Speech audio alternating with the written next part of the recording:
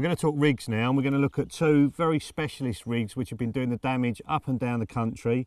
Mr. Hamidi here has had quite a lot of big uns on them, and he's been using them a lot longer than I have, so we're going to pick his brains on how they work and how you set them up. So first of all, the one with the little yellow pop-up there, what's that one? It's now become known as the KD rig, so we've been using it, I'd say, for about 2 years.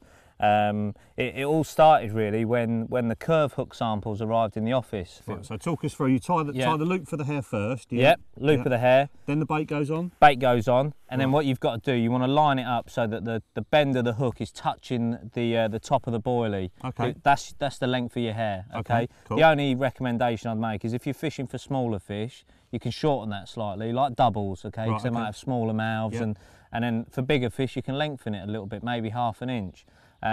So once you've got that set, you start the knotless knot as you usually would, so back through the back of the eye, twice round the top of the hair, and then 5 times underneath, and then right, so two normal whips, pull the hair back out of the way, and then carry on whipping down the hook, and then back through the eye as you would do normally. So it's the knotless knot, but the hair's coming out the eye end of the knot rather than the shank end of the knot. Exactly, right. And that is basically where the science of that rig starts, which is because you're using a lighter bait. I always say if you put a light bait anywhere near the bend of the hook, you're adding a life jacket to the best part of your hook. So, so you're lifting it out the bottom lip of the fish. So if you now reverse that and put a lighter bait off what is already the lightest part of the hook, which is the eye. You're then adding a life jacket to already a lightest part. So it's now lifting that back end up.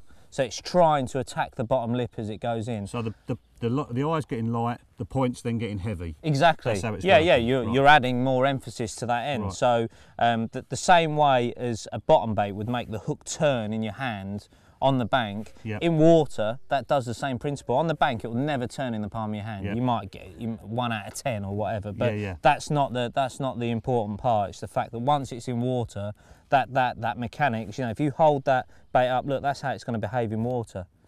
But as it lifts in, that's going to be hanging down, and that's the effect you're having. And the point's going to be pricking the flesh straight away. Exactly, and I think that's why it causes them problems. There's a good bit of separation from the hook, the shot's there, and the point is hanging so lazily that I think a lot of fish have been used to quite a tight hair, pop-ups coming off at different areas. I think it's just causing them more problems than they've been used. They're not used to dealing with it. Exactly. And it obviously works perfect with the Kurv Shank hook. That's the pattern to use with it. Right, That is it's got to be one of these. I mean, you can use it with wide gapes and bits, but I've found the hook holds, and the fish we've caught on this trip and other trips have been brilliant with a Kurv Shank. They have been, they have been. So a hybrid soft hook link. What's that? 8-inch, something like that? Yeah, because a lot of my fishing's done over boilies.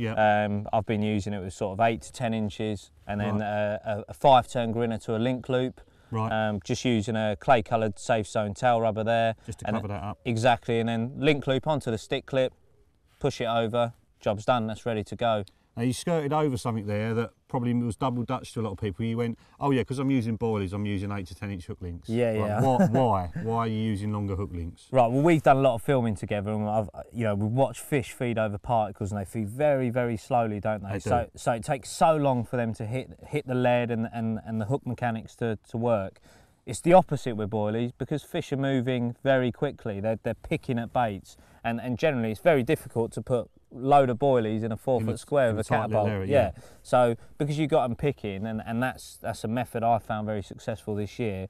I felt that a short hook link could probably cost you fish, because they're moving at such a pace, and if it's not going to go in their mouth properly. If they come in and go down on one, and it's just like, oh, it's not quite gone in. Where with a longer link, I feel like they suck it, it's behaving naturally, especially with a balanced bait. It's flying in their mouth, they move away to the next one, and then bang. You've got them.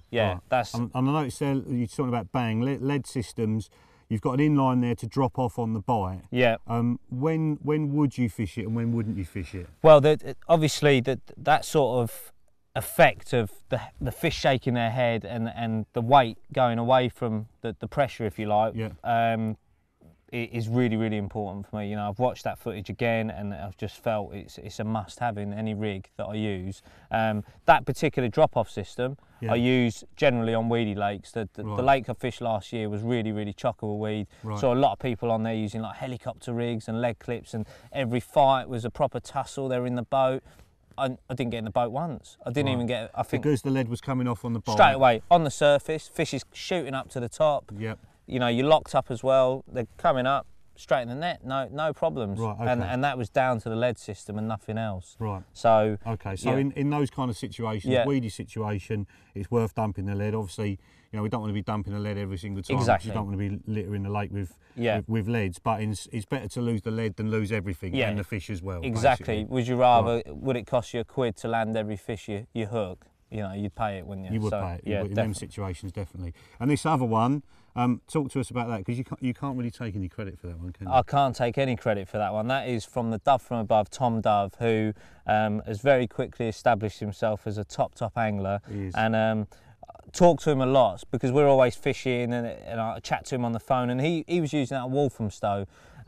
Last year when you were fishing together, we were on the same bait. He didn't tell me. No. He did tell me when he was using it. Yeah, but what I liked about that, again, he was trying to make a boilie behave, you know, like a balanced bait again. Yep. Didn't want the hook adding any more weight to the boilie, the bottom bait. Didn't want to use a fluoro or anything, so he was adjusting the weight of his standard bait. So how have you done that then? You've drilled that out? You drill it 3/4 through, so not right the way through, okay? You then cut a piece of cork the same length as the boilie, okay? Right. So when you finally push it into the bait, a tiny bit's protruding from the end, okay?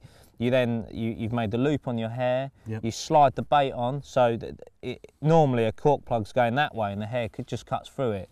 This time the hair's going right through the cylinder. Right. Okay. And exactly like the KD, you hold the cork against the bend of the hook, and then that's the length of your hair, and then tie it exactly the same way as the KD style, which is 2 turns above, 5 turns below, and then finish it off with a 5-turn grinner to a link loop, and that's it. What you then have to do is, obviously, different cork from different companies going to behave differently. So it's going to be more or less buoyant. Exactly. Right, okay. So you've got to test it in the margins. You go down, put it in, and the effect you're trying to look for is almost like what that's doing there.